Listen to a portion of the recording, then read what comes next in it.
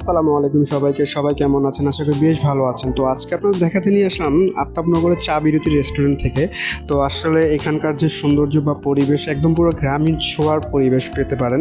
তো আমার কাছে খুব ভালো লাগে যে আফতাবনগরে এই ইস্ট ইস্ট ইউনিভার্সিটির সাথেই যে এরকম সুন্দর একটা রেস্টুরেন্ট আছে।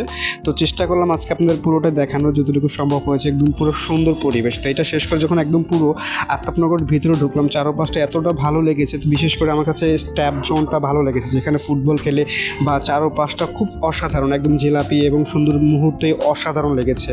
তো দেখুন, আসলে যতটুকু সম্ভব হয়েছে পুরোটাই আজকে আপনাদের দেখানোর চেষ্টা করবো। বাদবাকিটা একবার হলে গিয়ে আপনারা এই আফতাবনগর পুরো সিটিটা ঘুরে দেখতে পারেন, অবশ্যই আপনাদের ভালো লাগবে।